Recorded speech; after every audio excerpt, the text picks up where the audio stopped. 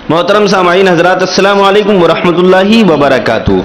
मैं उजलीस रज़ा रामपुरी आपके खिदमत में एक नए मौजू के साथ आपका हमारे चैनल पर वेलकम, इस्तकबाल और खैर मकदम है। मोहतरम सामाईन, आज मैं आपके सामने मुबाशरत के ताल्लुक़ से बताऊंगा कि मुबाशरत बीवी से अगर करी जाए तो उसमें क्या करना चाहिए, किस तरीके से बीवी से मिलना चाहिए, किस तरीके से किस अंदाज से मुबाशरत करना चाहिए और कौन सी औरत से किस तरीके से हम बिस्तरी करना चाहिए। ये सारी बातें मैं आपके सामने पेश करूंगा। हम बिस्तरी के आदाब बताऊंगा, हम बिस्तरी के उसूल बताऊंगा, हम बिस्तरी के ऐसे उसूल ऐसे आदाब कि अगर आपने उन आदाब को अपनाया और उन उसूलों को अपनाया तो आपको सवाब भी मिलेगा और लज्जत भी हासिल होगी। तो मोहतरम सामाईन, आइए मौजू की तरफ चलते हैं। मौजू ये है, बिस्मिल्लाहिर्रहमानिर्रहीम। एक होती है हामला औरत और एक होती है गैर हामला।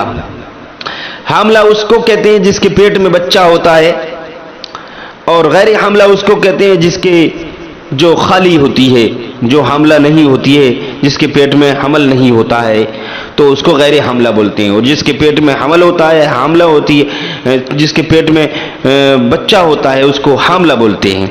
तो देखिए मोहतरम सामाईन, ये बात मैं आपके सामने बता रहा हूँ बड़ी जिम्मेदारी के साथ कि हामला से बेवुजू मुबाशरत ना की जाए।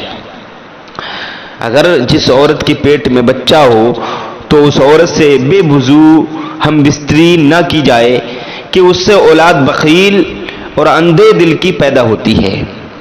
बखील का मतलब है कंजूस, तो उससे औलाद कंजूस और अंधे दिल की पैदा होती है अगर आपने बेवजू हम बिस्तरी की तो हमला औरत से। दूसरी बात, मुबाशरत के बाद ठंडा पानी या कोई ठंडी चीज इस्तेमाल ना करें, उससे नुकसान का अंदेशा है।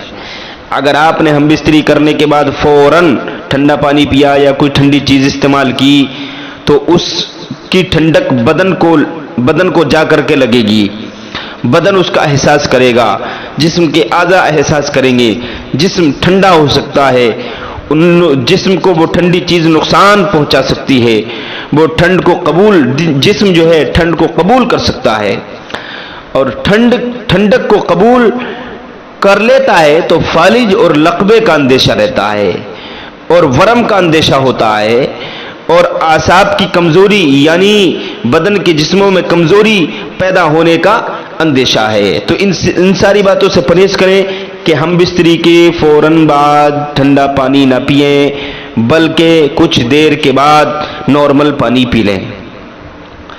और हम बिस्तरी करने के फौरन बाद ही आले तनासुल को ठंडे पानी से नहीं धोना चाहिए।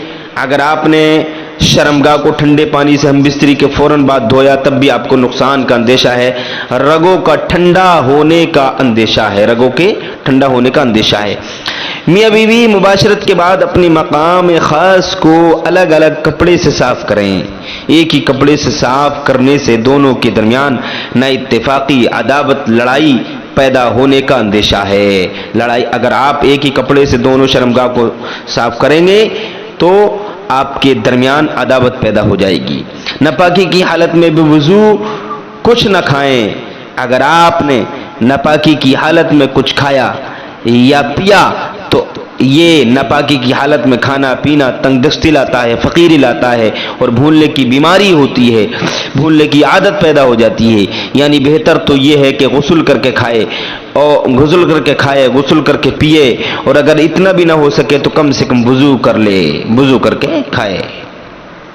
तो उम्मीद करता हूँ बात आपकी समझ में आ गई होगी। अस्सलामु अलैकुम वरहमतुल्लाहि वबरकातुहू।